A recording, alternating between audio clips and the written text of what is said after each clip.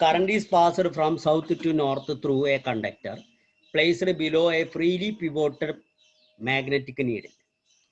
Current pass ചെയ്യണത് നോർത്തിൽ നിന്ന് സൗത്തിൽ നിന്ന് നോർത്തിലേക്കാണ് കേട്ടോ. സൗത്തിൽ നിന്ന് നോർത്തിലേക്ക്. ഓക്കെ, ശരിക്കും ഇത് വരച്ച് ചെയ്യണം നമ്മൾ. എന്താണ് freely pivoted magnetic needle. To which direction will south pole of magnetic needle? ഒന്ന് വരച്ച് പറയാൻ പറ്റുമോ നിങ്ങൾക്ക്?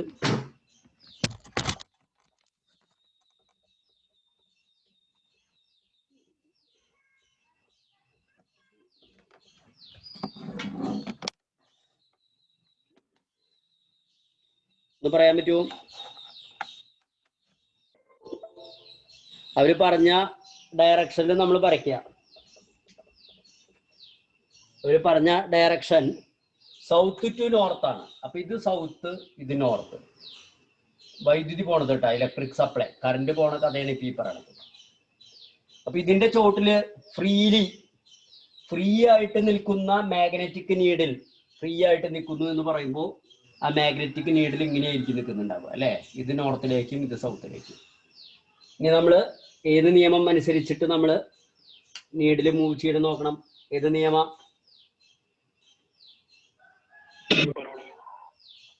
റൈറ്റ് ഹാൻഡ് തമ്പ് റൂൾ അല്ലെ. ഇങ്ങനെ പിടിച്ചു, ഇങ്ങനെയല്ലേ വരണത് വൈദ്യുതി പോകുന്ന ദിശ. അപ്പൊ ഇതിലൂടെ അങ്ങടെ വരണത്. അപ്പോ ഈ മാഗ്നറ്റിക് നീഡിൽ മൂവ് ചെയ്യണത് ഇതാ ഈ നോർത്ത് ഇവിടേക്കും സൗത്ത് ഇവിടേക്കുമാണ് മൂവ് ചെയ്യുക അല്ലെ. അതായത് നോർത്ത് എവിടേക്കാ? ഇത് സൗത്തും ഇത് നോർത്തും ആണെങ്കിൽ ഈ ഭാഗം ഈസ്റ്റും ഈ ഭാഗം വെസ്റ്റായി. അപ്പൊ എവിടേക്കാ അത് ഡയറക്റ്റ് മൂവ് ചെയ്യുക? ഈസ്റ്റിലേക്കായിരിക്കും. ഓക്കെ, മനസ്സിലായി എന്ന് വിചാരിക്കണം. Okay, which is the rule used to arrive this inference? ഏത് റൂളാ? State the rule. റൂള് നമ്മളോട് പറയാനാ പറയണത്. അപ്പോ എങ്ങനെയാ?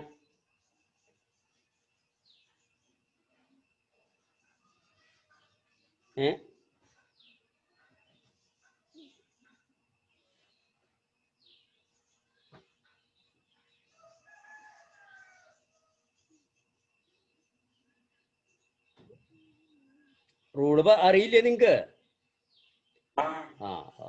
ഒക്കെ അറിയാം, ഞങ്ങള് പറയണില്ല അല്ലേ. വീട്ടുക്കന്മാരാ നിങ്ങള് നോക്ക്. അതന്നെ, ശരി. If the current flows in the conductor in the east west. ഇനി കറന്റ് ഫ്ലോ ചെയ്യണത് ഈസ്റ്റ് വെസ്റ്റ് ആന്ന് വിചാരിച്ചു. ഈസ്റ്റ് വെസ്റ്റ് എന്ന് വെച്ചാൽ അപ്പൊ ഞാൻ ആദ്യം വരയ്ക്കാം. What do you guess about the deflection of magnetic needle? Explain. അപ്പൊ അത് വരച്ച് ചെയ്യപ്പെടും ഈസ്റ്റ് വെസ്റ്റ്. അപ്പൊ കറന്റ് ഫ്ലോ ചെയ്യണത് ഇതാ ഈസ്റ്റ് വെസ്റ്റ് ഇട്ടാ. അപ്പൊ ഞാൻ ഇപ്രാവശ്യം ഇതൊന്ന് മാറ്റി. ഇത് രണ്ടാമത്തെ ചിത്രം വരയ്ക്കുമ്പോ ഇത് ഈസ്റ്റും ഇത് വെസ്റ്റും. അപ്പൊ നീഡിൽ നിൽക്കേണ്ടത് ശരിക്ക് സൗത്ത്, നോർത്ത് സൗത്ത് ആയിട്ടാണ് നിൽക്കുക. നോർത്ത് സൗത്ത് എന്ന് പറയുമ്പോ, അല്ലെങ്കിൽ ഇതിൽ തന്നെ കാണിച്ചാൽ മതിയാ നമുക്ക്? വേണ്ട, നോക്ക്. കറന്റ് ഫ്ലോ ചെയ്യണത് എങ്ങനെയാ? East west. ഇത് ഈസ്റ്റ്, ഇത് വെസ്റ്റ്. ഇങ്ങനെയാണ് കറന്റ് ഫ്ലോ ചെയ്യണത്. ശരിക്ക് ഈ നീഡിൽ നിൽക്കേണ്ടത് ഇങ്ങനെയാണ്.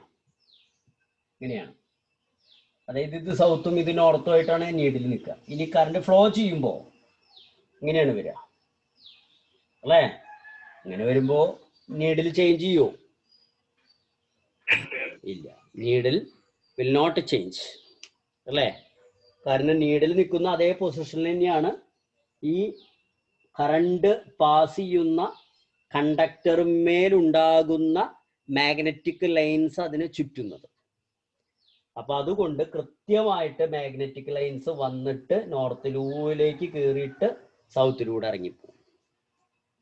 ഓക്കെ, അപ്പോ the magnetic needle will not deflect. നമ്മൾ അതിന്റെ ആൻസർ എന്താ പറയാ? മാഗ്നറ്റിക് നീഡിൽ എന്ത് ചെയ്യില്ല? ഡിഫ്ലക്ട് ചെയ്യില്ല. How will you determine polarity when current is passed through a solenoid? അതൊക്കെ നമ്മൾ പറഞ്ഞതാണ്. ഇപ്പോൾ കറന്റ് ഒരു സോളിനോയിഡിലൂടെ കടന്നു പോകുമ്പോൾ അതിന്റെ പൊളാരിറ്റി എങ്ങനെ ഡിറ്റർമൈൻ ചെയ്യും? If current passes clockwise, പ്രദക്ഷിണമായിട്ടാണെങ്കിൽ ആ പോൾ എന്തായിരിക്കും? South pole. അപ്പോ ആന്റി ക്ലോക്ക് വൈസ് ആണെങ്കിലോ, അപ്രദക്ഷിണമാണെങ്കിലോ? For increasing the strength of magnetic field around the current carrying solenoid, what are the methods? അതായത് സജസ്റ്റ് മെത്തേഡ്സ്. നമ്മളോട് എന്തൊക്കെ മാർഗങ്ങൾ ഉണ്ട് എന്നാണ് പറയുന്നത്. ഇതൊക്കെ ടെക്സ്റ്റ് ബുക്കിൽ നോക്കി നമ്മൾ പറഞ്ഞതും അല്ലാതെ നമ്മൾ പറഞ്ഞതൊക്കെയാണ്. എന്തൊക്കെ മെത്തേഡുകളാ മാഗ്നറ്റിക് ഫീൽഡ്? ഒന്ന് കറണ്ട് ഇൻക്രീസ് ചെയ്യുക, പിന്നെ ടേണിങ്സ് കൂട്ടുക, പിന്നെ നമ്മളോട് പറഞ്ഞ സോഫ്റ്റ് അയൺ കോർ വെക്കുക, സോഫ്റ്റ് അയൺ കോറിന്റെ സെക്ഷണൽ ക്രോസ് സെക്ഷണൽ ഏരിയ വർദ്ധിപ്പിക്കുക. അല്ലെ? 4 മാർഗങ്ങളല്ലേ പറഞ്ഞത് നമ്മൾ? ഓർമ്മ ഉണ്ടോ? ഓക്കെ. പിന്നെ പറഞ്ഞത് how will you determine the polarity when current is passed through A solenoid? ഒരു സോളിനോയിഡിലൂടെ കറണ്ട് പാസ് ചെയ്യുമ്പോൾ അതിന്റെ പൊളാരിറ്റി എങ്ങനെയാണ് നിങ്ങൾ നിശ്ചയിക്കുക എന്നുള്ളതാണ് പറയുന്നത്. അതിപ്പോ നമ്മൾ പറഞ്ഞല്ലേ. ഒരു മിനിറ്റ്. അടുത്ത്, the figure shows an insulated copper wire A B made into a coil. Suppose current flows A to B through this. What will be the direction of electrons flows through it? B to A. Electron flow ചെയ്യുന്നത് current flow ചെയ്യുന്നതിന് നേരെ opposite ആണ്. അപ്പൊ current flow ചെയ്യുന്നത് A to B എന്ന് പറഞ്ഞാൽ electron flow ചെയ്യുന്നത് B to A ആയിരിക്കും. ആർക്കെങ്കിലും എന്തെങ്കിലും സംശയം ഉണ്ടെങ്കിൽ ചോദിക്കുക, തീർക്കുക, എന്നിട്ട് പോവാട്ടോ അടുത്തിരിക്കുക. ഇതൊക്കെ നമ്മൾ പറഞ്ഞുള്ളതാണ്. അടുത്തത്, can you find out the direction of the magnetic field around conductor A B? അപ്പൊ അതൊന്ന് വരച്ചിട്ടൊന്നും ഇങ്ങോട്ട് പറഞ്ഞാലും മതി. അപ്പൊ അല്ലെങ്കിൽ നിങ്ങൾ വെറുതെ സാങ്കല്പികമായിട്ടൊന്ന് പിടിച്ചു നോക്കൂ. എ ടു ബി എന്ന് പറയുമ്പോൾ എന്താ, എയിൽ നിന്ന് ബിയിലേക്ക് തള്ളവിരൽ വരണം. അപ്പൊ അടി കൂടെ അത് ചുറ്റി വരും. അപ്പൊ ഡയറക്ഷൻ എന്താ? മാഗ്നറ്റിക് ഫീൽഡിന്റെ എന്താ? അതായത് ഓൺ എ ക്ലോക്ക് വൈസ്, അല്ലെങ്കിൽ at a clockwise. At ബിയോ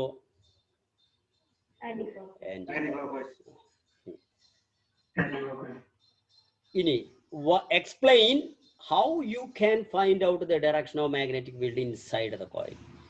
കോയിന്റെ ഉള്ളിലെ മാഗ്നറ്റിക് ഫീൽഡിന്റെ ഡയറക്ഷൻ എങ്ങനെ നിങ്ങൾ കണ്ടെത്തി എന്ന് പറയാനാ പറയുന്നത്. അതിനെന്താ മാർഗം?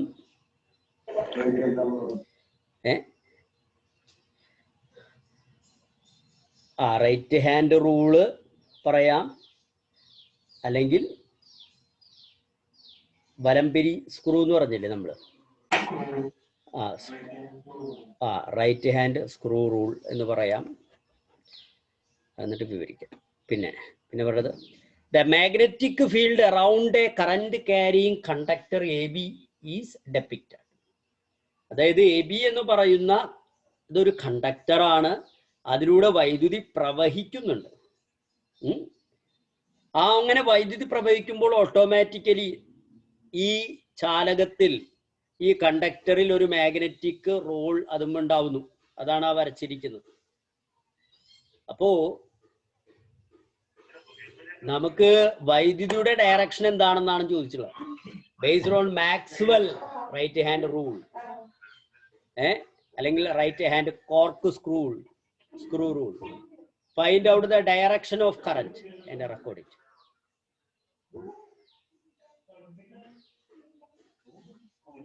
അപ്പൊ ഏതായിരിക്കും?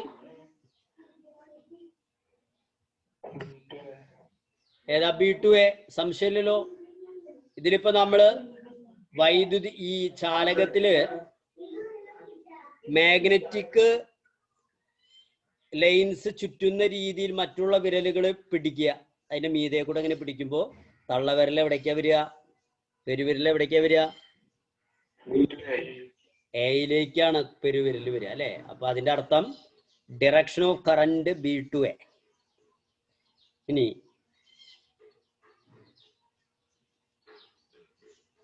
electricity flows through a very long solenoid.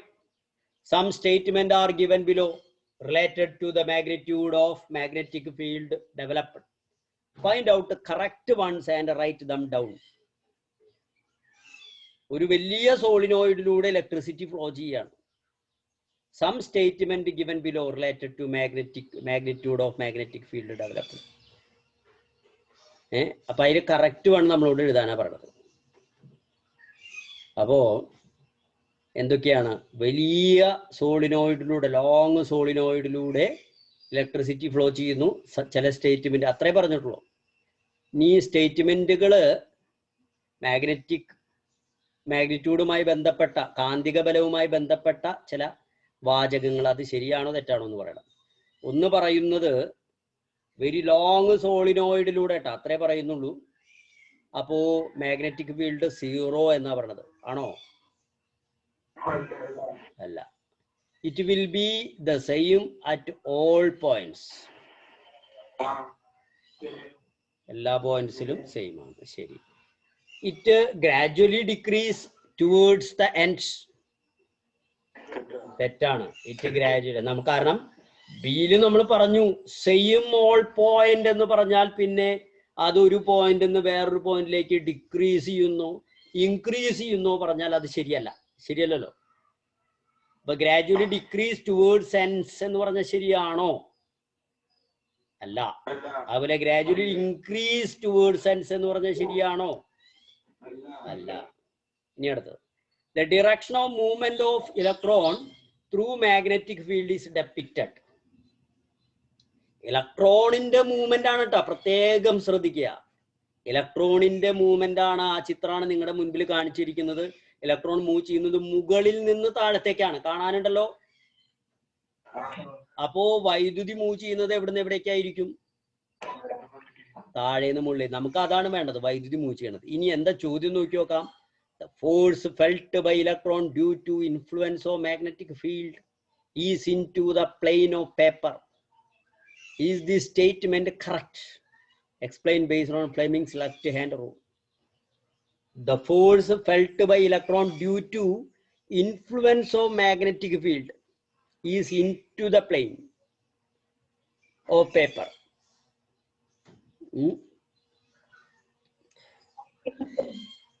അതായത് മാഗ്നറ്റിക് ഫീൽഡിന്റെ ഒരു ലൈൻ അവിടെ കാട്ടിയിട്ടുണ്ട്. അപ്പോ ഇതിപ്പോ ഒരു പ്ലെയിൻ പേപ്പറിൽ വരച്ചു വെച്ചിരിക്കുക.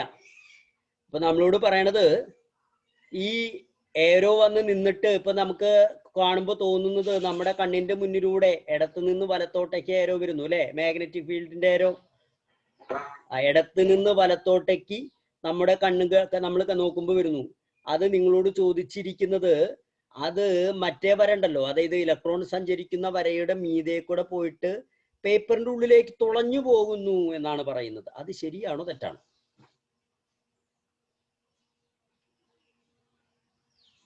ഒരു വല്ലാത്തൊരു ചോദ്യം, വളഞ്ഞു തിരിഞ്ഞിട്ടുള്ള ഒരു ചോദ്യമാണ്.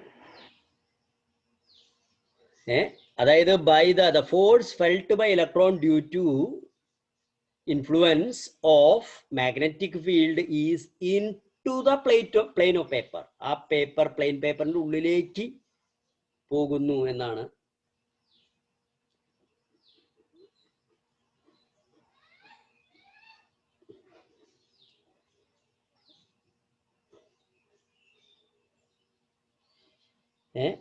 ശരിയാണോ തെറ്റാണോ?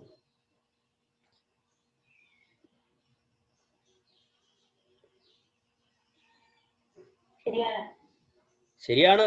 എന്താ ഉറപ്പ്? എന്താ എല്ലാവർക്കും ഒരു സംശയം? മുകളിൽ കൂടെ വന്നിട്ട് നിങ്ങളൊന്ന് ആ ഇലക്ട്രോൺ മൂവ് ചെയ്യണത് മുകളിൽ നിന്ന് താഴത്തേക്കാണെങ്കിൽ വൈദ്യുതി മൂവ് ചെയ്യണത് എവിടുന്ന് എവിടേക്കായിരിക്കും? ആ രീതിയിൽ നമ്മൾ തള്ളവരല് വരുന്ന വിധത്തില് ആ വരേനൊന്ന് പിടിച്ചു നോക്കുക. അപ്പൊ ഈ വരകള് മുകളിലൂടെ വന്ന് താഴത്തേക്ക് പോകുന്നതായിട്ടല്ലേ നമുക്ക് അനുഭവപ്പെടുക? നിങ്ങളൊന്ന് നോക്കി നോക്കൂ, നിങ്ങളുടെ കൈ വെച്ചിട്ട് അല്ലേ?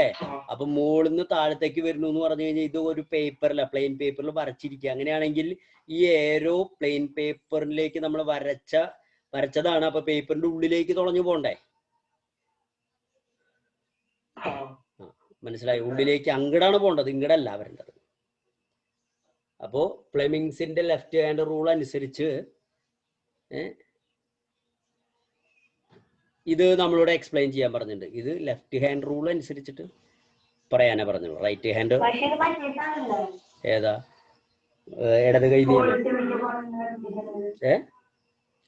ഫോഴ്സ് വരണത് അല്ലേ?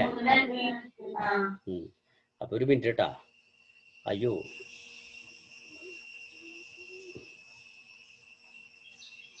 ഒരു മിനിറ്റ്. നമ്മളിപ്പോ റൈറ്റ് ഹാൻഡ് റൂൾ വെച്ചിട്ടാ പറഞ്ഞത്.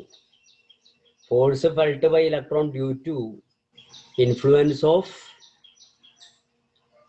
Magnetic field into the plane of paper. അങ്ങനെയാണല്ലോ പറഞ്ഞുള്ളത്.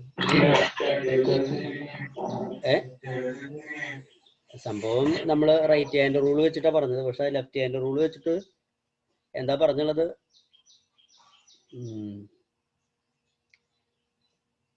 Force felt by electron due to, ഒരു മിനിറ്റ്, ഒരു മിനിറ്റ്, ഞാൻ അതിന്റെ മലയാളം ഒന്ന് എടുത്ത് നോക്കിയോട്ടെ.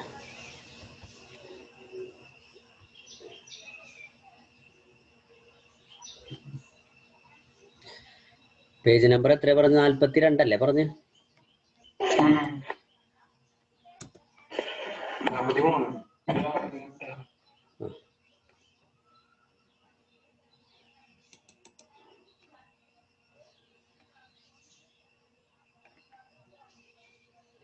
കാന്തിക മണ്ഡലത്തിലൂടെയുള്ള ഇലക്ട്രോണുകളുടെ സഞ്ചാരദിശ അടയാളപ്പെടുത്തുന്നു. ഓക്കെ. കാന്തിക മണ്ഡലത്തിന്റെ സ്വാധീനത്താൽ ഇലക്ട്രോണുകളെ അനുഭവപ്പെടുന്ന ബലത്തിന്റെ ദിശ ഇലക്ട്രോണിന്റെ ദിശയാണ് പറഞ്ഞുള്ളത്. പേപ്പറിന്റെ ഉള്ളിലേക്കുള്ള ദിശയിലാണ്. ഈ പ്രസ്താവന ശരിയോ എന്നാണ് ചോദ്യം. ഇപ്പൊ ഇടത് കൈ നിയമം അനുസരിച്ചിട്ട് നമ്മൾ പറയുകയാണെങ്കിൽ കാന്തിക മണ്ഡലത്തിന്റെ ദിശ, അപ്പൊ അങ്ങനെ വെച്ചിട്ട് പറയാം നമുക്ക്. നോക്കുക, കാന്തിക മണ്ഡലത്തിന്റെ ദിശ ഇടത്തുനിന്ന് നിങ്ങൾ ഇടത്തെ കൈയിന്റെ ചൂണ്ടുവരൽ ഇതാ പിടിച്ചു, ഇങ്ങനെ പിടിച്ചു. ഇവിടെ ചെറുതായിട്ട് ഞാൻ വീഡിയോയിൽ ഇങ്ങനെ കാണിക്കണ്ട, കാണണ്ട, നിങ്ങൾ അതുപോലെ നിങ്ങൾ പിടിക്കും. പിടിച്ചാ ഇനി ഇലക്ട്രോൺ എങ്ങോട്ടാണോ അതിന്റെ നേരെ ഓപ്പോസിറ്റ് ആണ് വൈദ്യുതി പ്രവഹിക്കുന്നത്. അപ്പോൾ മറ്റേ വിരൽ എവിടെയായിരിക്കണം? മുകളിലേക്കാണ് പോകേണ്ടത് അല്ലേ? അല്ലേ? നടുവിരൽ എവിടേക്കാ? മുകളിലേക്കാണ് പോകേണ്ടത് അല്ലേ? അത് മറ്റേ വലത്തെ കൈ കൊണ്ട് പിടിച്ച് മുകളിലേക്ക് പൊസിഷൻ ആക്കണം കേട്ടാ. അപ്പോൾ ചൂണ്ടുവിരല് വലത്തോട്ടേക്ക് നിങ്ങൾ തിരിച്ചു പിടിച്ചു, നടുവിരല് മുകളിലേക്ക് നിങ്ങൾ തിരിച്ചു പിടിച്ചു. അങ്ങനെ പിടിച്ചണ്ട, വിരല് കൈ പിടിച്ചണ്ട. ഇനി തള്ളവിരല് പതുക്കെ നിർത്തി നോക്കുക. എവിടേക്കാ തള്ളവിരല് പോണത്? പേപ്പറിന്റെ ഉള്ളിലേക്കാണോ പേപ്പറിൽ നിന്ന് പുറത്തേക്കാണോ? പേപ്പറിലേക്ക്. അപ്പോൾ അത് പേപ്പറിനുള്ളിലേക്കാണ്. കാന്തിക ബലത്തിന്റെ അതായത് ഈ ചാലകത്തിന്റെ ചലനദിശ കാന്തിക മണ്ഡലത്തിന്റെ, അതായത് പേപ്പറിന്റെ ഉള്ളിലേക്കാണ്. ശരിയല്ലേ? അപ്പൊ നമ്മള് നേരത്തെ പറഞ്ഞ ചോദ്യം ശരിക്കും നമ്മള് ആ കാന്തിക ബലരേഖ പോകുന്ന കാര്യമാണ് നമ്മൾ പറഞ്ഞത്. മനസ്സിലായോ? പക്ഷെ അത് നമ്മൾ തെറ്റി പറഞ്ഞു. എന്താണ്ടായെന്ന് വെച്ച് കഴിഞ്ഞാൽ, ഈ ചാലകത്തിലൂടെ വൈദ്യുതി പ്രവഹിക്കുമ്പോൾ അതിന് ചുറ്റുമുണ്ടാകുന്ന കാന്തിക മണ്ഡലത്തിന്റെ കാര്യമാണ് ഞാൻ ഉദ്ദേശിച്ചത്. പക്ഷെ അതല്ല ഇവിടെ. ഇവിടെ കാന്തിക മണ്ഡലം ഓൾറെഡി ഉണ്ട്. ആ കാന്തിക മണ്ഡലത്തിലൂടെ നമ്മളൊരു ചാലകം വെച്ചു, ചാലകത്തിലൂടെ വൈദ്യുതി കടത്തി വിട്ടു. അങ്ങനെയാണ് പറയുന്നത്. വ്യത്യാസം മനസ്സിലായോ? മോട്ടോർ തത്വമാണ് ഇപ്പൊ ഇതിൽ പറഞ്ഞിട്ടുള്ളത്. അതായത് ഓൾറെഡി ഒരു കാന്തിക മണ്ഡലം ഉണ്ട്. ആ കാന്തിക മണ്ഡലത്തിന് കുറുകെ നമ്മൾ എന്ത് ചെയ്തു? വൈദ്യുതി പ്രവഹിക്കുന്ന ഒരു ചാലകം വെച്ചു. അപ്പൊ നമ്മൾ ആ ചാലകം ബൈ ഫോഴ്സ്, ബൈ ബലത്താൽ ഈ ചാലകം എങ്ങോട്ടേക്ക് മൂവ് ചെയ്യും എന്നുള്ളതാണ് പറയുന്നത്. എങ്ങോട്ടേക്ക് മൂവ് ചെയ്യും? താഴേക്ക് മൂവ് ചെയ്യും. ശരിയല്ലേ?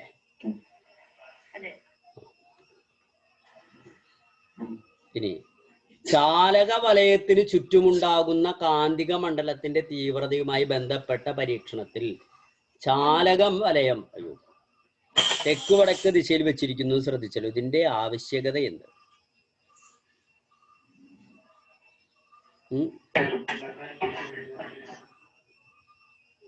എന്താ?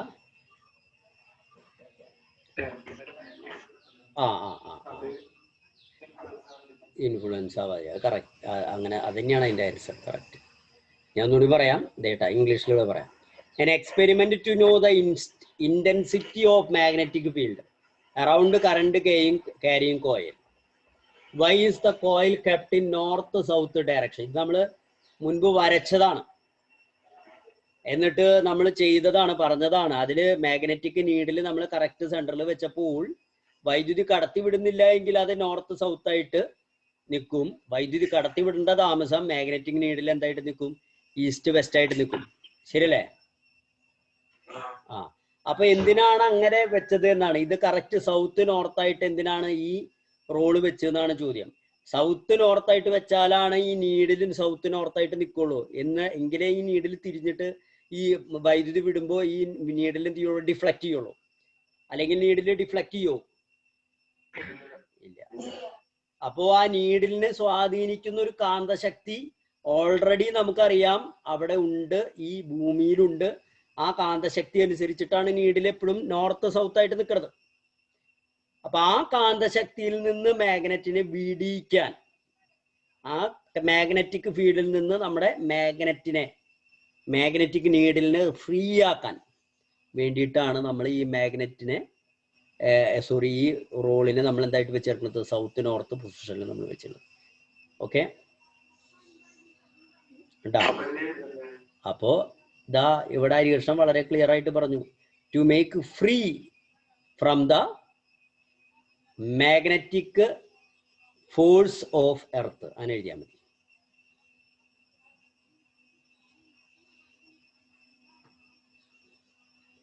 അതായത് ഭൂമിയുടെ കാന്തിക ബലത്തിൽ നിന്ന് സ്വതന്ത്രമാക്കാൻ.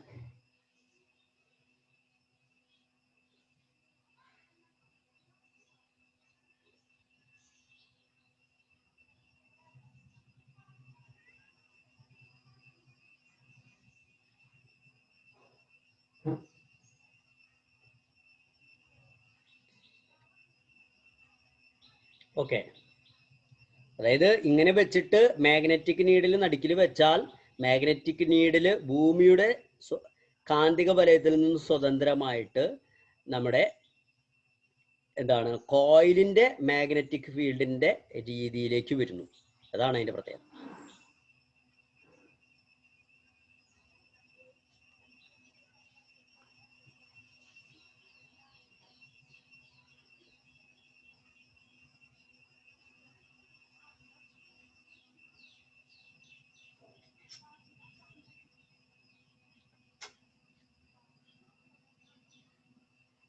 ഓക്കെ, അടുത്ത് പറയട്ടെ.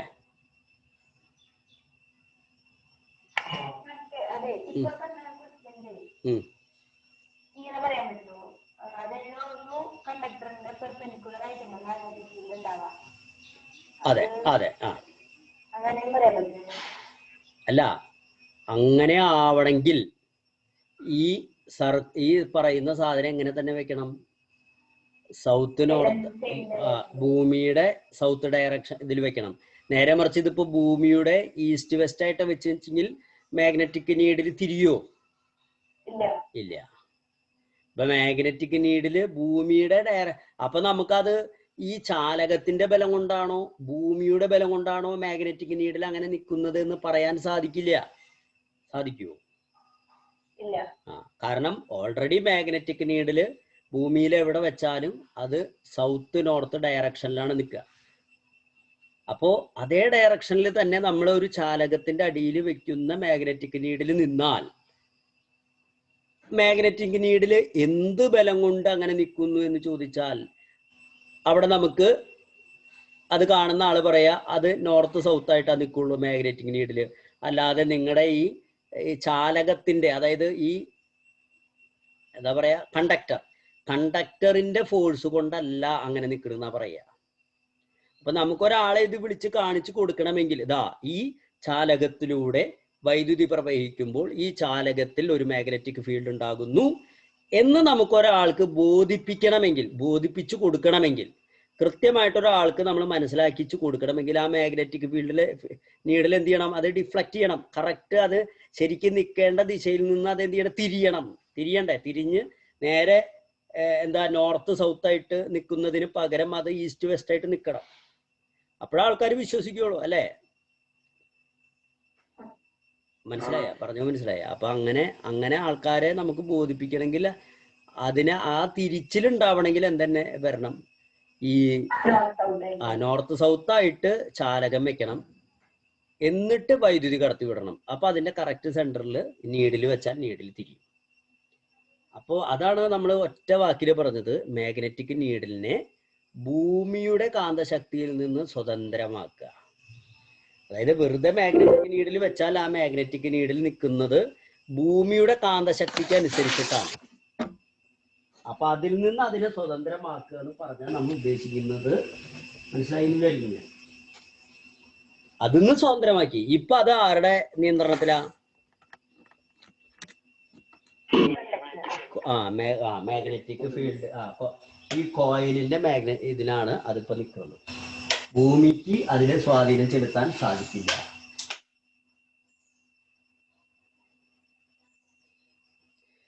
അതാണ് ഒറ്റ വാക്കിൽ നമ്മൾ പറഞ്ഞത്. ഒറ്റ വാചകത്തിലാണ് ആ വാക്ക് പറഞ്ഞത്.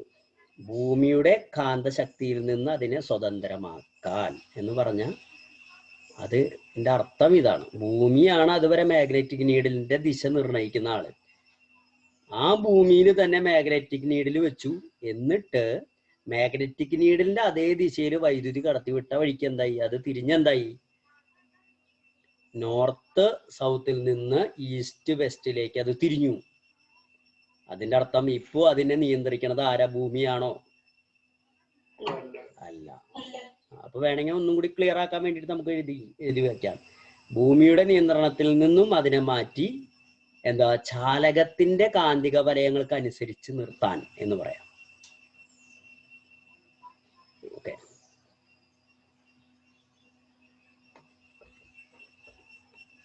ഓക്കെ. അടുത്ത് പറയട്ടെ. ഇനി അത് ക്ലിയർ അല്ലേ? അപ്പോ നേരത്തെ എന്താണ് മോള് പറഞ്ഞത്? എങ്ങനെ പറഞ്ഞാൽ മതി എന്നാ ചോദിച്ചത്?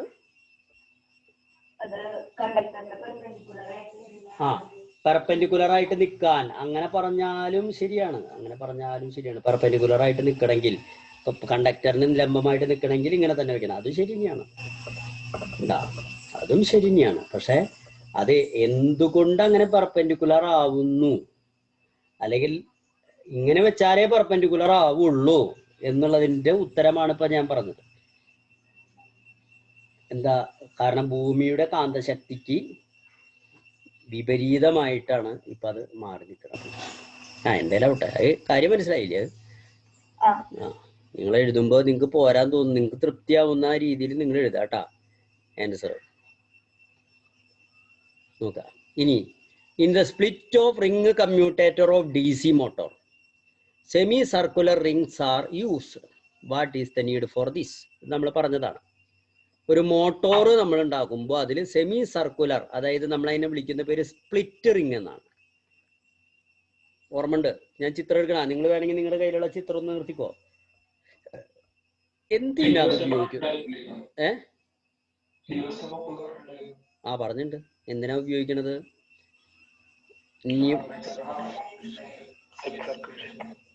അതായത് ഓൾട്ടർനേറ്റ് ആയിട്ടുള്ള ദിശയിൽ വൈദ്യുതി പ്രവഹിക്കണമെങ്കിൽ, അത് ശരിക്കും അടുത്ത പാടെടുക്കുമ്പോൾ നിങ്ങൾക്ക് ക്ലിയർ ആവും. ഇപ്പൊ DC എന്ന് പറഞ്ഞാൽ ഡയറക്റ്റ് കറണ്ട് എന്നാണ് അർത്ഥം. ഒരു വശത്തേക്ക് മാത്രം കറണ്ട് പോകുന്നതാണ് DC. ആ DCയെ നമ്മൾ ഇരുവശത്തേക്കും കറണ്ട് പോകുന്ന വിധത്തിലാക്കിയാലാണ് ഈ ആർമേച്ചർ മാറി മാറി വരുള്ളൂ, റൊട്ടേറ്റ് ചെയ്യുള്ളൂ. അല്ലെങ്കിൽ ആർമേച്ചർ റൊട്ടേറ്റ് ചെയ്യില്ല. അത് ഞാൻ കാണിച്ചു തന്നിട്ടുണ്ടായിരുന്നു നിങ്ങൾക്ക്. അപ്പൊ റൊട്ടേഷൻ നടക്കണമെങ്കിൽ എന്ത് ചെയ്യണം? DCയെ AC ആക്കണം എന്നാ പറയാം. ഒറ്റ വാക്കിൽ അതിന്റെ ഉത്തരായി. ഈ DC എന്താക്കാൻ? AC ആക്കാൻ. എന്തിനാ സർക്കുലർ റിങ് നമ്മൾ സെമി സർക്കുലർ റിങ് ആക്കുന്നത് ചോദിച്ചാൽ, in order to convert DC to AC. അതാണ് അതിന്റെ ഉത്തരം. Convert DC to AC. AC എന്ന് പറഞ്ഞാൽ നമ്മുടെ വീട്ടിലൊക്കെ നമ്മൾ ഉപയോഗിക്കുന്ന വൈദ്യുതി ഉണ്ടല്ലോ, അതെന്താണെന്നാ പറയാ? അത് AC ആണത്. നമ്മുടെ വീടുകളിൽ ഉപയോഗിക്കുന്ന വൈദ്യുതിയുടെ പ്രത്യേകത, അത് ഓരോ നിമിഷത്തിലും ദിശ മാറിക്കൊണ്ടിരിക്കുന്ന ഡയറക്ഷൻ മാറിക്കൊണ്ടിരിക്കും. ഇപ്പൊ നിങ്ങളൊരു ടോർച്ചിലിടുന്ന ബാറ്ററിയുടെ കറണ്ട് എങ്ങനെ പോകണമെന്ന് ചോദിച്ചാൽ ഒരു ദിശയിലേക്ക് അത് പോയിക്കൊണ്ടിരിക്കും, ദിശ മാറില്ല. എന്നാൽ നമ്മുടെ വീട്ടിൽ ഉപയോഗിക്കുന്ന കറണ്ട് അങ്ങനെയല്ല. ഓരോ നിമിഷവും അത് അങ്ങോട്ടും ഇങ്ങോട്ടും എന്ത് ചെയ്യുന്നു? ദിശ മാറുന്നു. Okay.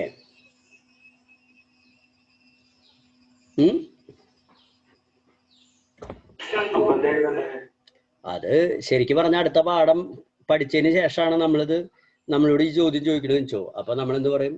In order to convert DC to AC. അതന്നെ, DC എന്താക്കാൻ AC ആക്കാൻ എഴുതി അതിന്റെ ഉത്തരായി. AC മോട്ടർ സാധാരണ ഉണ്ടാവാറില്ല. AC മോട്ടർ ഒരു മിനിറ്റ്.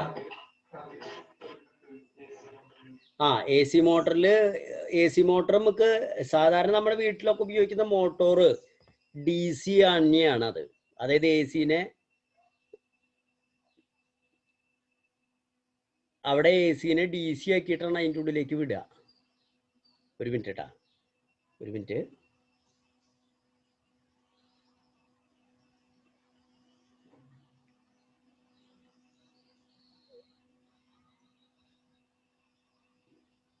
അവിടെ ഈ മോട്ടോർ എന്ന് പറഞ്ഞു കഴിഞ്ഞാൽ എപ്പോഴും ശ്രദ്ധിക്കേട്ടാ. മോട്ടോർ എന്ന് പറഞ്ഞു കഴിഞ്ഞാൽ ഞാൻ ഒരു കാര്യം പറയട്ടെ.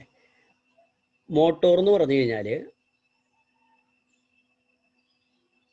വൈദ്യുതി ഇവിടുന്ന് അങ്ങോട്ട് കൊടുത്തിട്ട് പ്രവർത്തിക്കുന്ന സാധനമാണ് ഏത്? മോട്ടോർ. അത് മനസ്സിലായില്ലേ? നമ്മളിപ്പോൾ നമ്മുടെ വീട്ടിൽ വെള്ളമടിക്കുന്ന മോട്ടറിൽ നമ്മൾ ഇവിടുന്ന് അങ്ങോട്ട് വൈദ്യുതി കൊടുക്കുമ്പോൾ അത് പ്രവർത്തിക്കുന്നു. അപ്പൊ അങ്ങനെ പ്രവർത്തിക്കുന്നതിൽ AC ആണ് നമ്മൾ നേരിട്ട് കൊടുക്കുന്നത്. യെസ്. അപ്പൊ AC ആണ് നമ്മൾ കൊടുക്കുന്നതെങ്കിൽ ഈ റിങ് നമ്മൾ 2 ഫുൾ റിങ് ആക്കിയിട്ട് നമ്മൾ അതിൽ ഇടും. 2 ഫുൾ റിങ് ആക്കിയിട്ട് അടുത്ത പാഠം എടുക്കുമ്പോൾ ഞാൻ അത് ക്ലിയർ ആക്കി തരാം കേട്ടോ. 2 ഫുൾ റിങ് ആക്കിയിട്ടിടും. ഒന്നുകൂടി ആലോചിച്ചോട്ടെ കേട്ടോ, ഒരു മിനിറ്റ്. 2 ഫുൾ റിങ് ആക്കിയിട്ടിടും. 2 ഫുൾ റിങ് ആക്കി ഇടുമ്പോൾ AC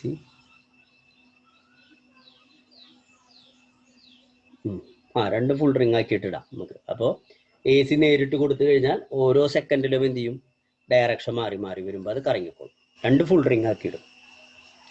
അത് ഞാൻ ആർമേച്ചർ വരച്ച് കാണിച്ചായിരുന്നു. അത്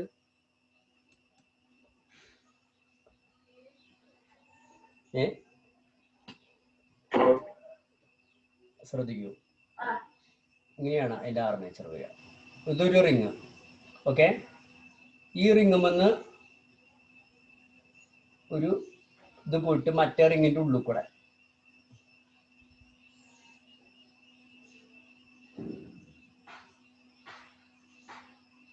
എന്നിട്ട് ഇതിങ്ങനെ പോവും.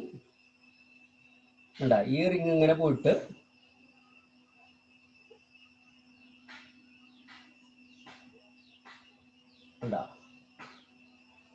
ആർമേച്ചർ ഇതാ ഇങ്ങനെയാണ്. അതായത് ഒരു റിങ്ങുമ്മ തൊടാതെ അതിൻ്റെ ഉള്ളിൽ കൂടെ മറ്റേ റിങ്ങുമ്മിലേക്കുള്ള കണക്ഷൻ വരും.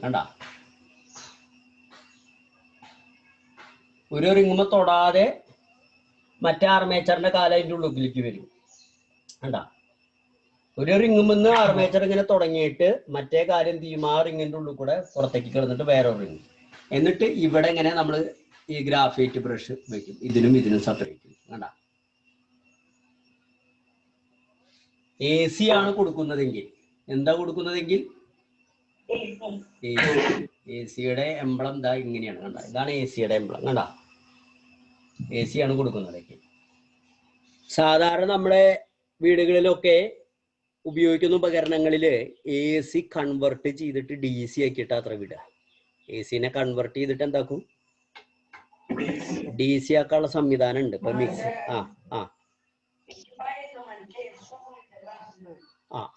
ഇത് കഴിഞ്ഞു. അത് കഴിഞ്ഞു. ആയിക്കോട്ടെ. അപ്പൊ ഞാൻ നിന്നെ ഇതിടാട്ടാ. ഇപ്പൊ സ്കൂളിലത്തെ ക്ലാസ് എല്ലാവർക്കും ഇന്നോട്ട് തുടങ്ങുന്നുണ്ട്. അപ്പൊ നിങ്ങൾക്ക് ഇനിയിപ്പോ വീണ്ടും നമ്മൾ പഴയ പോലെ ആക്കേണ്ടി വരില്ലേ ടൈമിങ്? അപ്പൊ 2 മണി.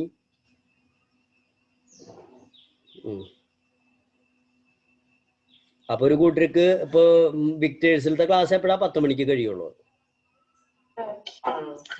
അപ്പൊ 9 മണിക്ക് വെക്കാൻ പറ്റില്ല എന്തായാലും.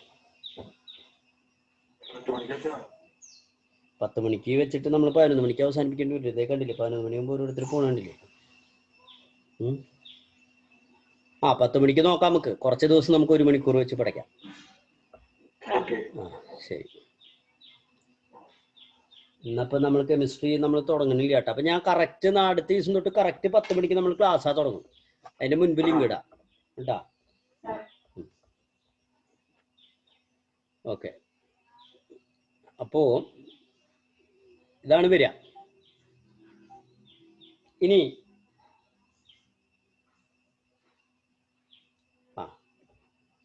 അടുത്ത എന്താ ചോദ്യം?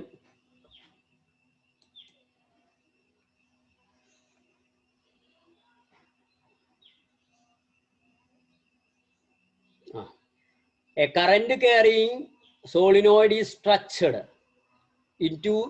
to increase the distance between the coils. What change will occur the magnetic field?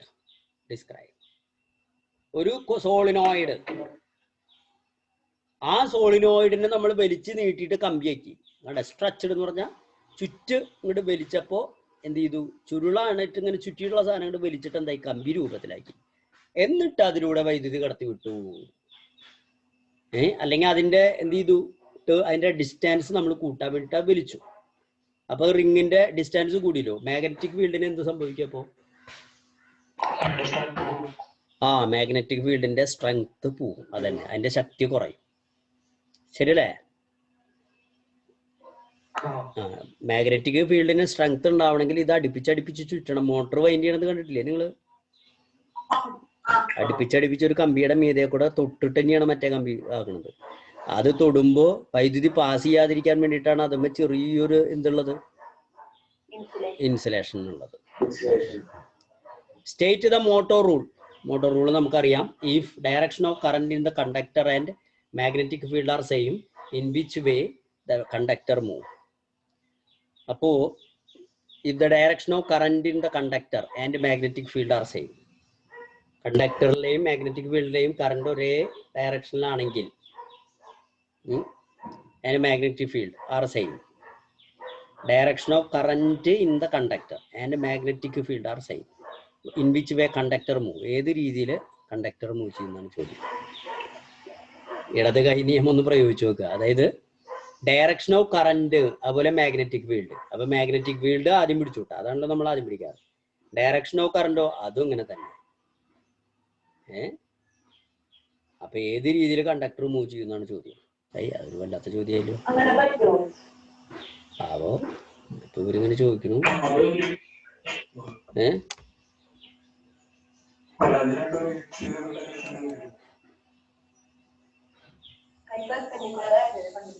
പറ്റുള്ളൂ. അത് അങ്ങനെയാണല്ലോ ഇപ്പൊ നമ്മൾ പഠിക്കുന്നത്.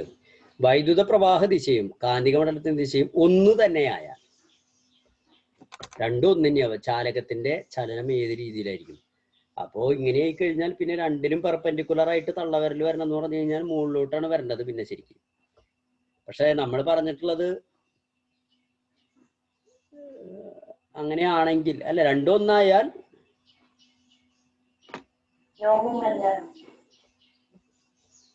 സ്കൂളിൽ പറഞ്ഞിട്ടുണ്ട്. അത് നോക്കാം, ഞാൻ നോക്കിയിട്ട് പറഞ്ഞുതരാം കേട്ടാ. ഒരു മിനിറ്റ്.